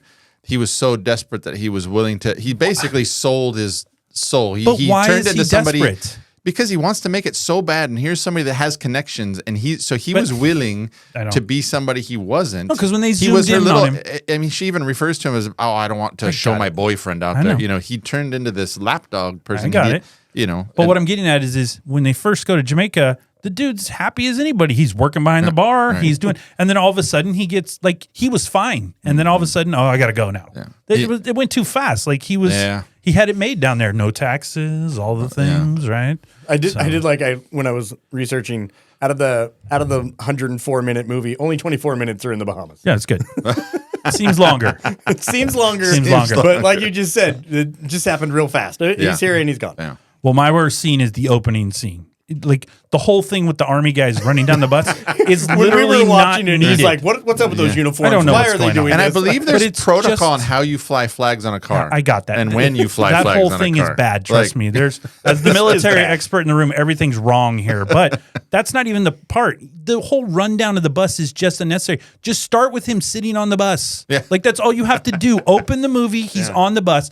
And when he gets off with the duffel bag and they establish he's an army vet when he talks to Uncle Pat, you don't need, it's just 5 minutes of nonsense. Yeah. There's no dialogue. There's nothing going him with the baby going, look, we're going to make the money. Like, it's stupid. Like, it makes no sense. Like that whole, like that was just 10 minutes of nonsense. You had to get the song in. No, you don't have to get the song in. That whole part of that first 5 minutes is a waste of time. Starship. All it is. Right. Yeah, right. waste of time. All right, Rob, what do you got? Worst scene. The falling down the steps. Be careful. Part, That was a pivotal moment. I don't understand. I don't understand. Yeah. Now the dialogue song? around it was really good. Wait, what's the song? What do you Act so funny, make me spend my money. Yeah. Like a long necked goose. Yeah, baby, that's what I like. I like that he temporarily forgot the lyrics and then and then screams it really loud. Yeah. Even the homeless guy looked up like, What? I'm Yeah. sleeping. Have some respect. Again, good dialogue in this scene. All right. They could have ended without the fall down the steps, but Brian says it is not dignified to get this drunk. Doug says you are in training. He says I'm in training for stardom. However, liberated this world becomes, a man will always be judged on the amount of alcohol he can consume, and a woman will be impressed whether she likes it or not. Now, come on. Again, his advice is a little Brian. rough. Brian says, I am not going to make it. Doug says, you are. A star never pukes or passes out in public. He proceeds to fall down the steps. Brian says, holy shit, are you alive? Doug says, however, falling down the stairs is allowed. Is allowed. Yes. The dialogue prior to that, great. Great. Yeah. I do have questions about his, that women will be impressed by the amount of alcohol they can consume. Oh, it's I will impressive. go on record and say my wife has never been impressed. Impressed Last with the night we amount. went out for pizza. I had 3 beers. You did. My wife was not impressed. I don't think She she was was. not. She was probably impressed with the alcohol consumption, but not the loudness that ensued after. He wasn't even that It loud. wasn't that loud. His children made multiple remarks Okay. About did what? blame- Him I being did- loud? about him being loud and the Yeah. things he was saying out loud. He's I okay. did blame something on you. I'm just going to lay that on you. Okay. Because my kids said they tried to repeat back something that I said Oh, nice. about my wife and I. And they said, That's interesting. They started saying, Dad said, and then they couldn't quite quote it correctly. Okay. Because they misheard it or whatever. And then I said, oh, it was something Kurt said. Oh. I mean, it sounds like something Kurt would And say. then, and then she, it was probably something and that then, she sounded was, like me. and then I think Paula was kind of like, oh, okay. Okay. Like, yeah, that seems right. If it's from me, your wife gives it a pass, apparently. Yeah. And if he's loud, it's thumbs up. But, Yes. Rob, tone it down a little bit. Right. So Anyway, that's okay. You were having a good time. I threw you under the bus. I'm okay with that. That's okay. When Rob gets pizza and beer going, for all you Robsters out there, the number one meal, pizza and beer. That'll be Rob right there for you. Rob just wanted another. Give me another. Bring another wench. I believe the words bar wench did come out It of did your come mouth. out of his mouth. did. That's why I'm saying it. So, because I'm repeating what he said this time. So, Bring me another ale. all right. Yes. Well, Anyway. that takes us to category 5, our favorite actor / character in the movie. We'll let Rob start this one out. I like Doug Coughlin. I'm also on the Doug train. Ooh, Doug, choo choo. Is We it got a three-way on the three-way Doug on train. Doug? Doug. I'm sorry, Doug. Doug three-way. As long as I get a red eye. That's right. We're just gonna drink or be gone. Drink or be gone. Yeah, he's got the best lines. I think he's most genuine to what his character is the whole time. Like Flanagan, again, Cruz's character evolves into different versions of himself. Coughlin's the same from start to Yeah. finish. Well, and So. you said it in another episode on another. I don't remember. There's Yeah. been too many. Too many. It's been so long ago. Yeah. But you, in one movie, you talked about how one of the actors on scene. Oh, I think it might have been Con Air. Oh. And you were like, everybody came on set, and then there's Malkovich. Malkovich is doing a different movie. Yeah. He's a. Well, and- I said the same thing in The Rock, where Ed Harris is in a completely different Yes, movie than that's what everybody it else. was. And I think this is similar, where Brian Brown came on set. Yeah. He's a different caliber. He blew everybody. I mean, he wasn't. Yeah. He came to act. Yeah. And Because he everybody- read that first script that was the best script Best he'd script ever he'd read. ever read. And I think he just stands out in this movie. You're like, oh, he's good. that guy's an actor. Everybody else was just hanging out. Just hanging out. And, you know, I wonder if he ever looked back and went, that didn't turn out Well, and he says that, right? Yeah. That it didn't turn out how he thought it was going to turn out. But Well, Kurt, anyway. what brought you into the Doug Minaj? Mine was he had, like Rob said, he did have all the best lines. He did. He had the laws. You had the Doug And since Coughlins. we were just talking about the wives, here's one. No matter how far she is, she'll hear you. She'll hear you. See? That's so good. You He know, had when another you one that talk- says, they're at that party, and he goes, proctologist dream. Dream, yeah. What? Wall-to-wall Wall-to-wall assholes. Yeah. You know? I And do I'm like, have a "That's question. great." It wasn't in my questions, but I have a question. Why did Gina Gershon actually cheat on Flanagan? I can't, did Because he he tell her? told Doug they had sex. But did he? I mean, he never really did. Yeah, and then no. she says, so I think Doug just made it up just to win his $50 back. Mm-hmm. But why did she go for Doug? That was too easy. Doug's not that big of a heartthrob. had to move, you got had to Tom move the Cruise. story along. She was sleazy. She was looking for the next thing. And I'm willing quite to be the honestly, next thing. It was I fine. think Gina, come on over. I know this sounds like bad logic. Oh, I yes. like it. But I think Doug was trying to teach him a lesson. He was trying to perfect. show Great lesson. you need to build Yeah. some calluses. Like this world's going to screw you over. anytime- And trust me, this girl's going to screw you over. So I'm just going to be the one that does I it got for it. you. Yeah. Anytime you need Yeah. to teach someone a lesson, sleep with their significant other. Right. And then they'll go, oh, thanks. Right. I appreciate it. A lesson we learned from this movie, right? Well, of course, young because Mr. then we're going to meet up in Jamaica and everything's good. And then Jamaica man, it's a that's buddy fine. film. Yeah. And I it turns just into- like how Doug, every time he sees somebody new, oh, this is young Mr. Flanagan, my My protege. protege. Yeah. I built him. It's like, You're doing the Irish accent again. So sorry. He's Australian. okay. I like We have a lot of fans in Australia. I think they'd appreciate if we at least attempted the Australian version of this accent. I don't think anybody wants us to attempt any accent. I think it'd be it best. just keeps happening, and I apologize. All right. All right. Well, that takes us to category 6. Now, this is a new category for us. A little minute, little work you have to put into this one. But I asked for your favorite non-star actor. So a recognizable actor in the movie, but doesn't have a huge part, or they're new, something like that. So, Kurt, why don't you lead us off? Go with me. All right. I was think I know originally You're not in the movie. I was originally going to go with Uncle Pat, but Ooh, Uncle Pat. Rob stole all my stuff. Also a coach in Rudy. Yes, Yes, he was in offensive Rudy, coordinator. Risky Business, The Breakfast Club, Cocktail, The Babe, The Quite- Fugitive, The Client, The Dark Knight. Yeah, he's quite the character actor. But That's I'm his going to job. go with Paul Benedict, the finance teacher, Oh, just because wow. he was a memorable. What's quick, he from before this? Which one was he? He He's was the one that he was the jerk. He's the one He that was the jerk. failed him. Yeah. What was he in? You get an F in this course. That's right. He's a dramatic teacher. He was in something. He's been in Sesame Street, The Jeffersons. Oh, Jefferson's. That's what I remember him from that. Yeah. So he seems like a burly man. He's He's a big guy. Big shoulders. Yeah. Yeah, he was in This Is Spinal Tap, apparently. Nice. Well, he's googling. You tell us. Yeah. You tell us. Well, yours. I did go with Uncle Pat. Oh, Yeah. Oh, yes, Played Uncle by Pat.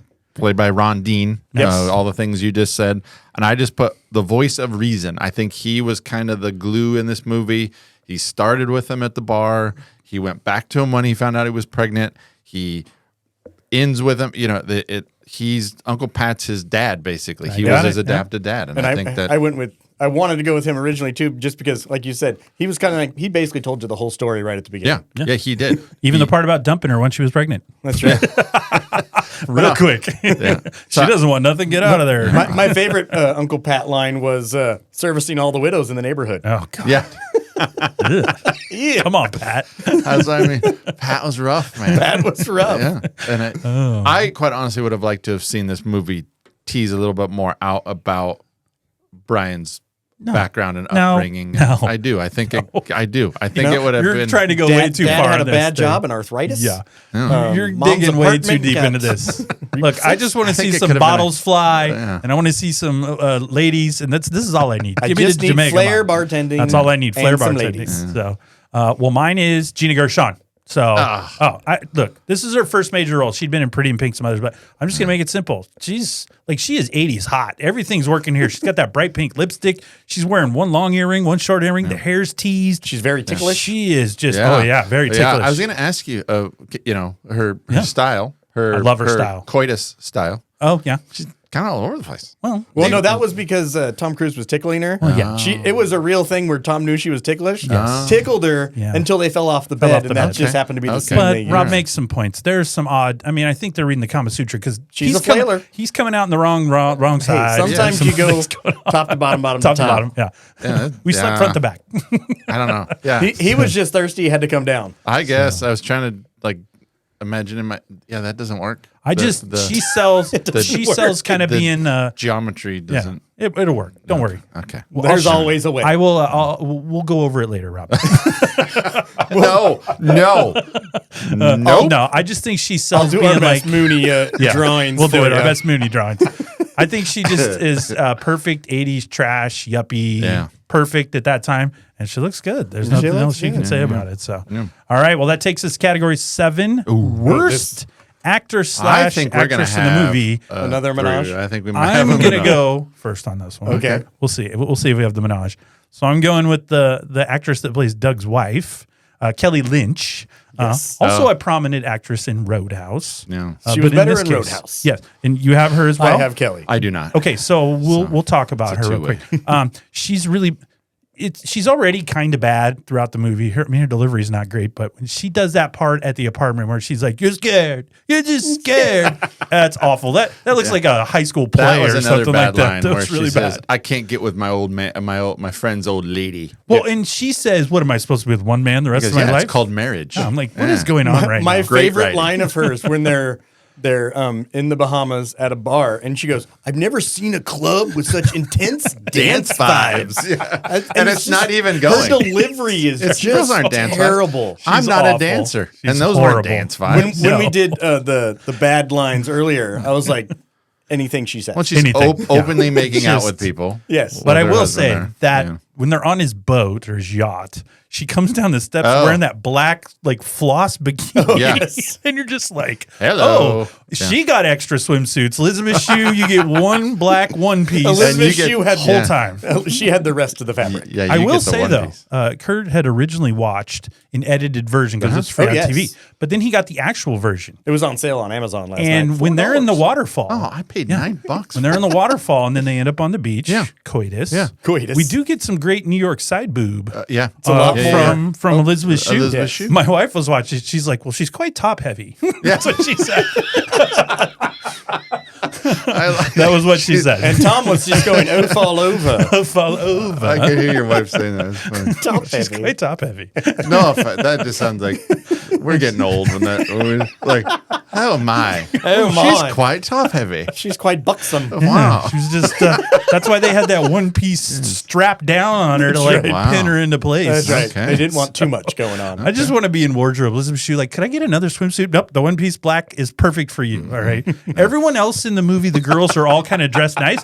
She's really frumpy the whole time. Yeah. And I know she's pregnant later, but even in the Bahamas, she's wearing a lot of clothes all the time, a lot of these culotte pants and things. Flowy things. So, yeah. yeah. Louis. It's too bad. She's an attractive lady. Okay. So, Well, that's a good segue because my worst favorite actress was Elizabeth Shue. no way. Absolutely. She's not doing the worst job here. Absolutely. No. How's she doing the worst job? So I will give her this. In 1996, she was up for Best Actress. and leaving Las Vegas. And she was up against Okay. Susan Sarandon. Yeah. Well, listen to this lineup Yes. and tell me who in 1996 there wasn't a hole in the space-time continuum. Okay. So you had Elizabeth Shue, Yes. Susan Sarandon, Sharon Stone, Good. Meryl Streep, and Emma Thompson. Who won? Sharon Sarandon or Susan There Sarandon you for go. Dead Men Walking. Yeah, haven't but seen yeah, that movie. Sharon Stone, Yeah. and Elizabeth Shue on the same Was lineup. that for Sliver? I don't know. Probably Because if you're that's in a good one. if you're in a movie with a Baldwin, not even an Alec, Yeah. you're getting an Oscar nom for that. getting an So, well, so I went up with it. So I went to the internet to all by yourself. because I don't like. Yeah, I did. I Someone don't. was I'm not a monitoring. huge Elizabeth Shue fan, so I thought I'm going to see what the. So here are the reasons the internet dislikes Elizabeth Shue. Oh, my gosh. She was pretty good in films like Adventures and Babysitting and Cocktail, but the problem is in every film she plays Elizabeth Shue. Okay. She has an annoying face. Tom Cruise plays Tom Cruise. I don't think her literally face every is movie. annoying. Yeah. Somebody said because she spells her name with an S instead of a Z. I approve. That's really dumb. She I could like be it. very charming and winning in many roles, but I'm not sure if she had much range. I think she's I great. don't know. Her eyebrows, they just don't work. Well, I want to go on record right now as the driver of Totally 80s and Yeah. 90s Recall. We are big Elizabeth Shue fans on this podcast. Okay. So, Elizabeth, I know you're listening, and we like you a lot. Okay. You're fantastic. So everything Rob is saying right now is hearsay. It's heresy, actually, is what it is. Well, it's questionable for her to fall back on babysitting if she doesn't find work as an actor. She couldn't deal with having a prettier brother, Andrew Shue. I was always distracted by how she seemed to lead with her chin. I don't know. I get the feelings that acting was never a big passion for her.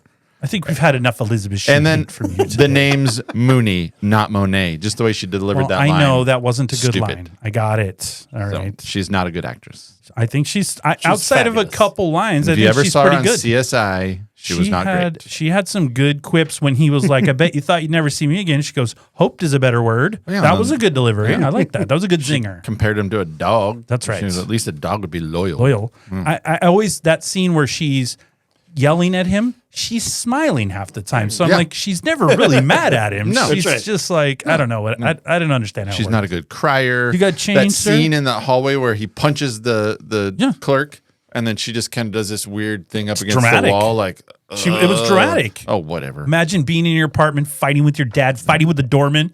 I think Alfred was helping out a little bit, right? The butler. So there's a lot of things going on up there. But So. he's winded because he's smoking. He's a smoker. That's right. Yeah. All right. Well, that takes us Anyway. to category 8. Eat. We talked about it earlier. Huge soundtrack for this. Lots of great music in the movie. So, what was your favorite song from the movie? Whether in the movie, on the soundtrack, however it landed, what was your favorite? We'll go with Rob first. I went with Powerful Stuff. The Fabulous Thunderbirds. I always remember liking that song when I had the cassette. I thought for you it'd be that or the Georgia Satellites. Yeah, that was a good one too. Yeah, hippie hippie shake. Yeah. Yep. I like the line that says, "She walks down the street knocking them dead. Store window dummies even turn their heads. Beautiful. Show enough. Is that more of that great writing? Powerful stuff." There you go. Yeah. What do you got, Kurt? I went with the Kokomo. Just makes you feel good, like you're just relaxing on a Kokomo. beach. That's right. Even though it was not one of the well received No, critically. yeah.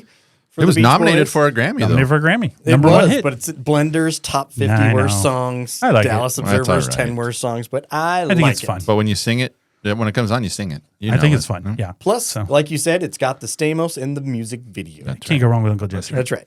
So, well, I've got Addicted to Love by Robert Palmer. It's not on the soundtrack, No. but it's in the movie. It just makes the 80s vibe when he turns it down and the whole bar is like, addicted to love. I'd like it. Right? I like it. It gets a good vibe. Their bartending's a little nonsense, but that's fine. I don't need the flair bartending. Again, I just want my rum and Coke. Can I just get my drink? Oh, What is it, the jukebox? they'll be back on stage in 5 minutes. I just want a beer. Let's Just go. want a beer. It's the worst bar I've ever been to. Are there any bars where they don't flip bottles and they just pour the drinks? That's all I need. I just want to go to that place. want that one. So, but yeah, so Addicted to Love. So good. You can't go wrong. A lot of good songs in this. I think some people would say the soundtrack's the best part, right? But I think a lot of people overall. say that. So, Yep. Okay. So, well, I've got an extra category. Uh-oh. What? You guys love the extras. We hate it. All right. If you could recast one of the three main characters, hold on. I hate the recast. You could recast one of the three main characters in the movie, and the other two have to stay the same. So Flanagan, Coughlin, or Jordan, who would you replace, and with what actor or actress would you replace them with? Oh. So we'll start off with you, Kurt. What? Wow. Yeah. No time to think. Well, I'll give you time to think. I'll do mine, and then you guys can think. I was going to say, you How's that always sound? have plenty of time because you come up do. with it Yeah, I come up with 5 it days 'cause I always have. before. What's, So here's what I'm gonna do. All right, I'm going to sub out Tom Cruise. All right, I'm gonna get a new Mr. Flanagan in here, a young Mr. Flanagan. I'm gonna go with Mark Wahlberg. All right, so I'm gonna put him into this spot. Okay. right? Yeah. Yeah. So I see this going, a couple ways. He could, like when he breaks into the apartment, and he's like, "Hey, Mr. Mooney, I'm here to get your daughter. I'm here to get Jordan. She's pregnant with my kid, and I got to take care of her." That's the worst. That's the worst. And he says, "Hey, there's more." He's like, "I'm here to get No, Jordan." that can't be. He goes, "My brother Donnie, he's got a friend named Jordan. They're in a band together. New Kids on the Block. They're really great." Oh my god! So you can see the Wahlbergs. They like to take care of Jordans. I'm going to be a bartender. I'm going to take care of her. What the I believe hell? this was his imitation. He was telling us. He about, warned us. but- He warned us. I can see that. It's not going to offend anybody. Oh, No, it's not going to be. I think he comes up with these extra categories just so he can do Just, things. No, gives him a vehicle. If you have some fun with it, you got to have a little fun. man. You have I some can fun just see with it. it. I'm gonna open cocktails and dreams, sir. I'm gonna make it real good. I don't need you $10,000 Oh goodness! right now. I'd like to do poetry, but maybe in the '90s I'll rap a little bit. It's like rhyming. It's the same thing. I could take my shirt off. I'm in pretty good shape. I did a lot of push-ups down in Jamaica. I was always on the beach. It just keeps going. Wow. I don't even know. So yeah, let's put Mark Wahlberg in this. We'll have some fun, Wow. right? So be just him and his Calvin Kleins flipping bottles. It'll be a great I'll time. just throw one out there. Go ahead. Let's because Rob doesn't like the Elizabeth Shue. Let's Oh, throw okay. Molly Ringwald in there. Ooh, just for another '80s actress to throw in there. that's Oh, interesting. are we doing 80s Molly Ringwald? Yeah, you can throw in. I whatever mean, you want. going Yeah. time, keep it time, or Sure. like, That's, are I we tried to go remaking that it? way. So You just put whatever actor you want in. You can make it as I relevant just try as to you keep want. it '80s approved. I like it. So Molly Ringwald? Yeah, I don't know the chemistry between Cruz and Ringwald, Oh but no, we'll see what happens. Tom Cruise has chemistry with everybody. Plus, she can't be down in Jamaica. She's going to burn to a crisp down there. She's got the whole swimsuit Yeah, I was on. gonna That's say, what the that One Piece One works Piece, for her, so yeah, she it'll doesn't have burn. the big sun hat. and Yeah. the- She will, yeah. Just put an extra sun hat. She's Yeah. fine. The nose will just be white the Lathered whole up. time. Yeah. Super sexy. Super Silly, yeah. sexy. You're looking good, Molly. So what do you got, Rob? Gosh, I think to play off the whole kind of Irish, kind of the ethnic part of that. Oh, good. Is Good you know thought. what I mean? Yeah. Is go like a Boston angle and do like a Ben Affleck Oh, okay. and do That'll work. yeah, because he does. I think he does some of his best work when he's doing. If you get like Goodwill Hunting, Armageddon, Yes, Ben Affleck. that's what I mean. When you're Perfect. doing Douchey Ben Affleck. when Douchey, the South when the Southie in him comes out, yeah. and then he's at his finest. And I think if you got that crew and you got a little grittier Yeah. with the streets of Well, Boston. Nicholson was up for Coughlin. How would that have looked? See, I can see that. I could see that. Coughlin's laws. Oh God! Buckle up, kids. This is gonna be a while with the Nicholson. The people at home are going, "Oh crap!" Not again.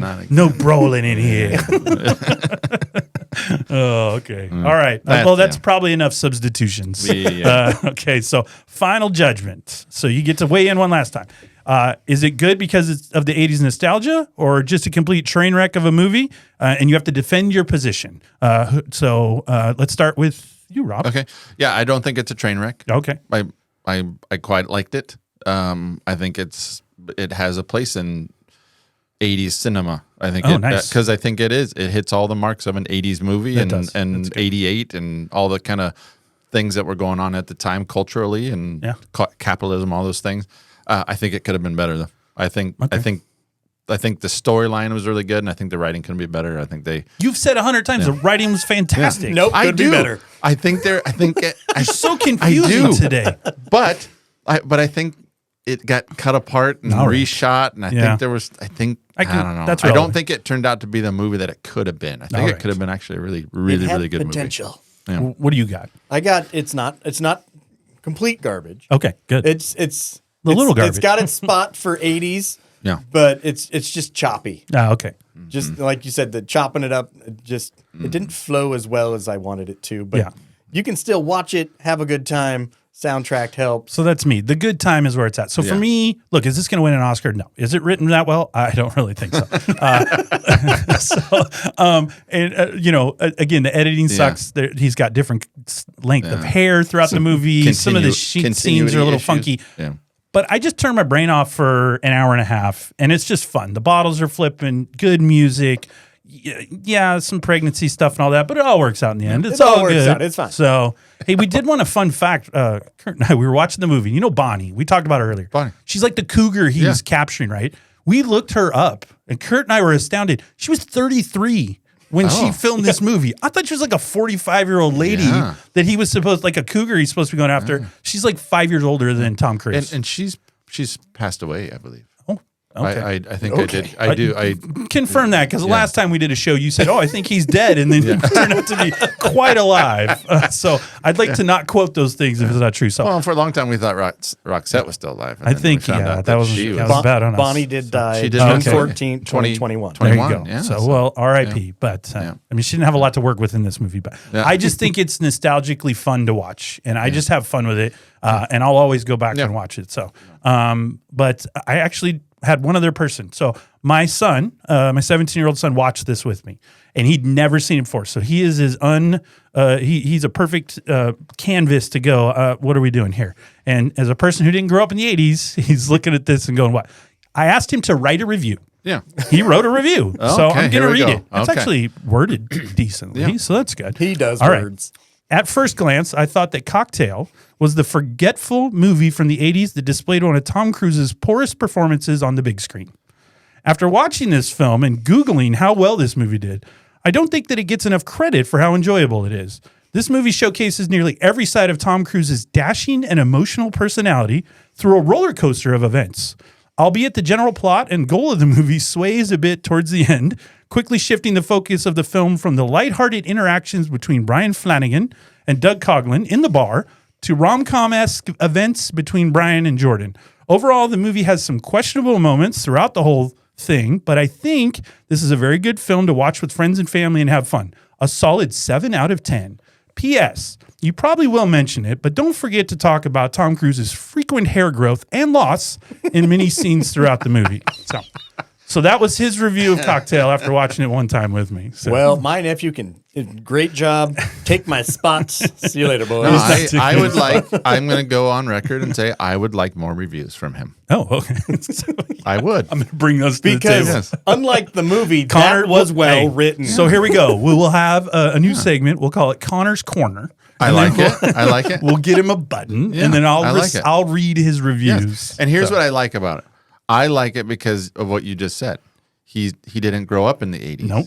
So he doesn't have. So he's watching it first time. That's correct. And I think that's good. I think it's fresh eyes. It's an added perspective that I think is. We very already good. had. I already had an opinion of this movie.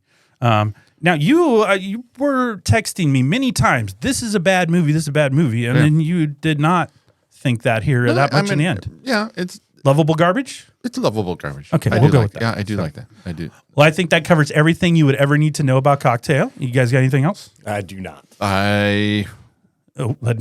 Checks his notes for 3 minutes. Well, I have some closing thoughts, but yeah, we'll get to your closing thoughts. There. Yeah, we'll get there. It's on the list. Yeah. Well, if you'd like to contact the show, which we always look forward to, you can find us on all the social media sites from Facebook to X, Instagram, YouTube. You go over to YouTube, you can watch us. If we're not the most handsome guys on YouTube, I don't know who that would be, but it's probably us. You should subscribe, have fun over there, and we've provided all those links in the show notes. You can just Google us if you need to and put in Totally 80s and 90s Recall. You'll find us everywhere on the internet, I promise.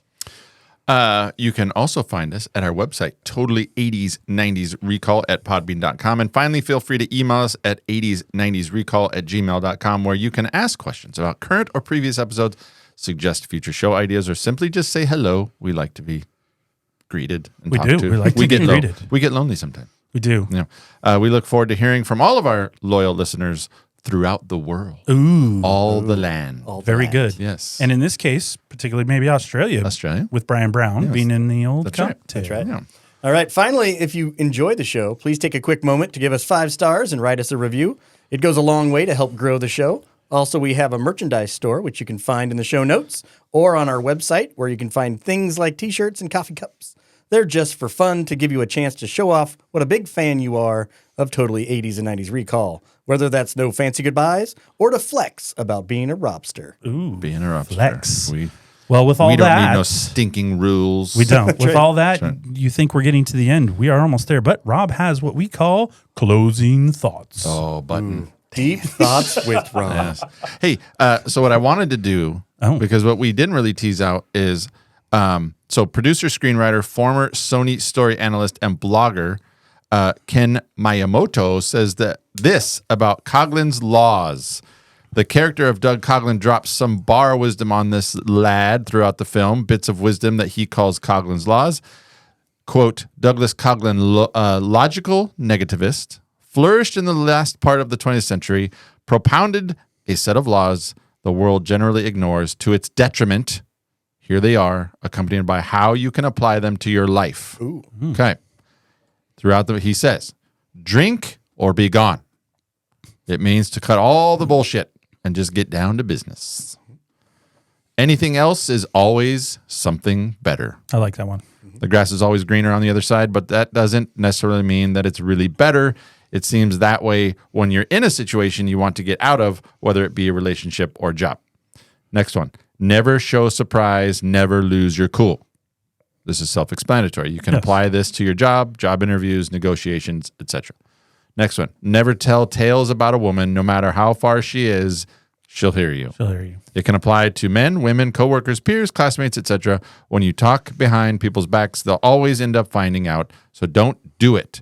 Either keep your mouth shut and your emotions in check, or just handle the matter face to face. Next one, bury the dead. They stink up the joint. And this means don't linger on the past. It's done. Get over it. Move on. And the last one, as far as the rest of Coughlins' laws, ignore them. The guy was always full of shit. That's right. And in the end, don't live and die by anyone's perceived wisdom. Trust yourself. There you go. That's some good closing thoughts, Rob. That is. Thank you very much. Yeah, no problem. So, well, per the great Doug Coughlin, the luck is gone, the brain is shot, but the liquor we still got. It's definitely closing time on this episode as we took a look back at the 1988 classic cocktail. We'd like to thank all of our listeners, whether first-timers or subscribers, for hanging out. I said that too fast. First-timers or subscribers for hanging out with Rob, Kurt, and I. Hopefully we gave you an hour You plus almost had it. of some cocktails and dreams and didn't spook you. And don't forget to tune in for all new episodes. Totally 80s and 90s Recall every Tuesday. What are we doing for our next show? For our next show, it's our first show where we're going to feature a singular band. Oh, okay. And we are going to be covering my favorite band of all time and one you perhaps enjoy a little bit. I do. We will be doing a full episode on Nirvana. Oh, I'm excited. Ooh, that's I'm going to be excited. I'm excited as well. I'm excited. This will be good. We're excited together. Been done. It's been many done. times by other. Oh, I'm sure. Yeah. And they'll probably have way better information than what we got. But we're still going to do it. it's fun. Yeah, that's right. That's what we're here for. That's right. So, well, you got anything else? I got nothing else. Kurt, you got anything else? I do not. Fancy goodbyes? No fancy goodbyes. That was a great show, guys. You did really good. That was really great. Oh my God. That was a great show. It was really cool. Say hello to your mother for me. Say hello to your mother for me.